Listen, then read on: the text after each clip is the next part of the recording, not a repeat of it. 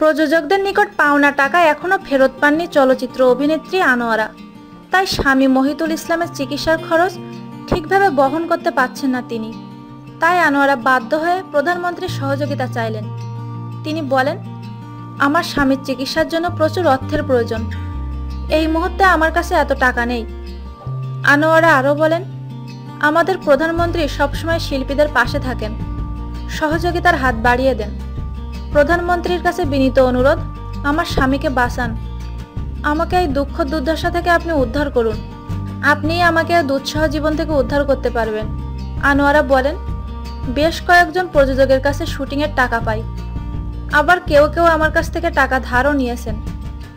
সে টাকা বারবার চেয়েও পাচ্ছি না। আমার এখন বিপদ। সাহায্য নয়, পাওনা টাকাগুলো পেলে আমার স্বামীর চিকিৎসায় ব্যয় করতে পারবো। অনুরোধ করব, আমাকে আমার পাওনা টাকাগুলো ফেরত দিন।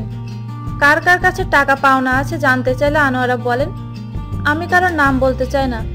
ওনাদের সম্মান নষ্ট করতে চাই না আমি যাদের কাছে টাকা পাই তারা নিশ্চয় জানেন। তাই অনুরোধ করছি, সম্মান নষ্ট না করে টাকা ফেরত দিন।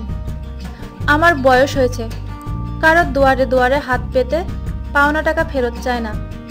আশা করছি আমার পাওনাদার সেই সব প্রযোজকরা এরই মধ্যে আমার কথা শুনেছেন। আমার বাড়ি এসে টাকাটা দিয়ে গেলে কৃতজ্ঞ থাকব।